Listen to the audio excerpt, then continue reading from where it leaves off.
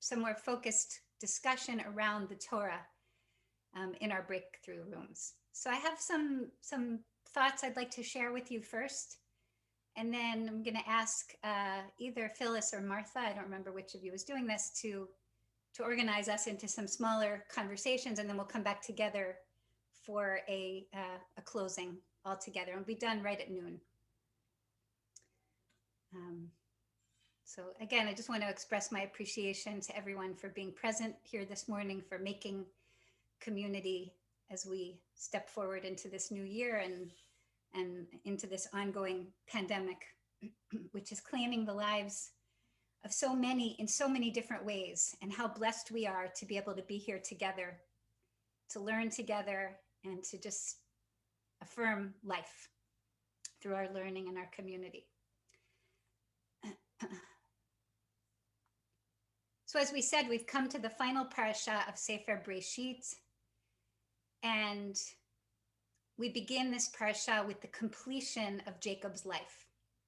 The very opening word, Vayechi, and by the way, this is in your Chumash, in your new Chumash, page 306, and in the older, it'll be right around the same place, 307 maybe, I can't remember. But the very beginning of the parasha is Genesis 47:28, chapter 47, verse 28. So that very opening word, Vayechi, and he lived, is really a very fitting closure to this final epic section of Genesis. And here I mean the section that really is the story of Joseph.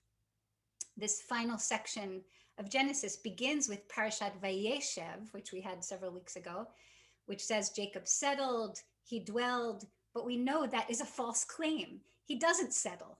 He doesn't really dwell in comfort. The parasha in Vayeshev immediately upends his whole life. He's not settled and he's not fully alive. His beloved son Joseph has been killed, so he believes, and he quickly descends into mourning. So he spends most of this last part of the story in this kind of semi-alive state. And now finally, he has been reunited with Joseph. The burden of mourning has been lifted from him. And in this week's parasha, which not only completes Jacob's life, but also, as we said, closes the entire family epic of Genesis, Jacob is now, yes, settled. And though his own death is imminent, he is in fact in a moment of vitality and clarity in his task. He's most honest in his accounting. Jacob famously summons Joseph to his bedside. So I'm moving not to the part that we read this morning, but to the very beginning of the parasha. So there are two bedside visits. First, he compels Joseph to promise him that he will be buried in his ancestral home.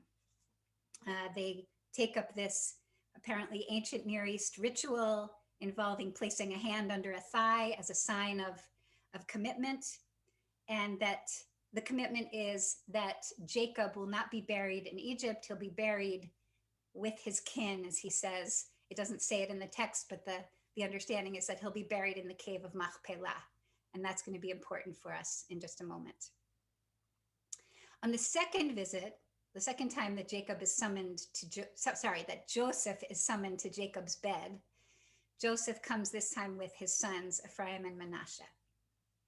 And the text here so beautifully captures this unique moment of Jacob's vitality and peaceful clarity that I mentioned. And I just want to look at that with you. It's chapter 48, chapter 48, verse 2. Chapter 48, verse 2. Vayaged leYaakov vayomer. They said to Jacob, here, your son is here. Hine bincha Yosef. Here he comes. Ba elecha. And it says, Vayitchazek Yisrael, Vayeshev al hamita. Vayitchazek Israel, Jacob strengthens himself. Vayeshev al hamita. He settles himself on his bed, but the echo is almost like, now, yes, now he really can. Shev, he can be settled. He knows what he needs to do. In this moment, Jacob tells Joseph about his experience of theophany, of the divine blessing that moment included. that Jacob would be blessed with a large family tree that would expand to become a whole community of nations, and that the land, the promised land, would be their land. And then suddenly in verse 5, Jacob makes a surprising move. And let's look at that together. Verse 5, Ve'ata, he says, and now, Shnei vanecha hanoladim lecha, the two sons that are born to you be'eretz Mitzrayim, in the land of Egypt, ad boi elecha, Mitzrayim, excuse me. And now Jacob says to Joseph, these two boys that were born to you during the time that I was not here, the time before I came to Mitzrayim, he says, li haim, those two sons are going to be mine. Ephraim u'Menashe ki Reuven v'Shimon yihu li. Ephraim and Menashe will be like no different from, let's say, Reuven v'Shimon, who are my actual sons. These two who were born to you, son of my beloved wife Rachel, while I was in Canaan thinking you were dead. These two grandsons, which are now claimed as Jacob's sons, are proof that God's promise can still be realized. And then he explains why. Why is he doing this? Verse 7.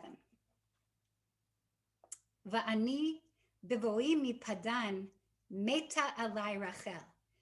So, excuse me. Jacob says, I am mindful of this seminal moment. I was on my way from Padan, and the text is so dramatic here. Meta alai Rachel, as if to say, Rachel died on me. She died in the midst of, as we know, giving birth. Be'eretz Canaan, b'derech, be'or kivrat eretz. Ve'ekpera sham. And I had no choice but to bury her there. B'derech Efrat, hi Beit Lachem. So what I believe Jacob is telling us here in this moment is that he's been carrying the guilt and the pain of having buried Rachel on the road, having buried her, had to bury her in the midst of everything, and not taken her to the proper place, to the cave of Machpelah. And some of the commentators, the Meforshim, talk about why this might have been. They even go as far as to say, actually, Esau held the rights to the cave of Machpelah and couldn't release them to Jacob until it was too late. In any case, Rachel has been buried in a place of less honor than she deserves. And she hasn't been given a share of the family ancestral home by her burial. By bringing these two grandsons of Rachel into the founding tribal generation with his other sons, by saying, Ephraim and Menashe, you're going to be part of this generation of sons, he expands Rachel's share in the 12 tribes who will eventually comprise the land of Israel. And so now he can fully rest. He has redeemed himself. And so he blesses the grandsons, now his sons, Ephraim and Menashe, accordingly. And I know there's so much that's been said about this moment. He switches his hands and blesses the younger with the stronger hand. I'm going to skip over that now to verse 16. His blessing to these two sons as Hamalach hagoel oti mikol ra yivarech et hane'arim. May the angel who kept me from all true bad, mikol ra, yivarech et hane'arim. May they be blessed by that same angel. May they have a share in my lineage, which is the lineage, the destiny, the future of the Jewish people. There's so many different directions to go with this incredible text, and luckily, God willing, we'll have yet many more years to learn it together. One of the themes that comes forth to us from this text is Jacob as grandfather. And it is only in this role that he can redeem the pain of his life and reconnect the damaged connection between history and God's promise. At least he believes. Reading this, I was so struck by the unique place of grandparents in this way. And this is the question I'd like to ask us to look at about the special role that grandparents play in redeeming a generation or redeeming a family. Now, obviously, our stories are not as dramatic, I don't think, not as explicitly theological, not as epic as our ancestor Jacob's. But I know that many of us have, in one way or another, experienced the redemptive power of grandparents' love. We've heard stories, many of us have experienced ourselves, the realization that there's a whole nother version of unconditional love that skips a generation. I wanted to share just one memory that came to me as I was reading this text. It was from my own life experience, watching my mom bathe our eldest son when he was a young infant. We were in her kitchen in the house where I was raised, and our eldest son, Gabe, was sitting in a tub of warm soapy water in the kitchen sink. My mom gently washing him with a look of utter bliss on her face. So in this moment, I was just an observer, something like what Joseph is in this moment with his father. I was a nervous new mom myself, noticing how much joy she took in this moment, contrasting it with my own attempts to bathe the baby, which I love to do, but I found kind of nerve-wracking and tiring. At one point, my mom looked up at me in the most authentically beatific way and said, "Isn't he just beautiful?" And for me, it was a moment of redemption, an opportunity to see the overflowing love my mom had for my child, which as a new mom herself, I think she couldn't offer me in the same way.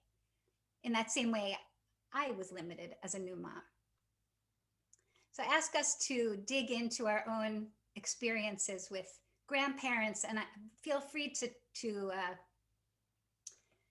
substitute somebody else other than a grandparent, but an elder who's had a little bit more life experience and who may, as Jacob did, have a little more clarity of purpose as they reach their mature years, able to relate to two generations in front of them into the future.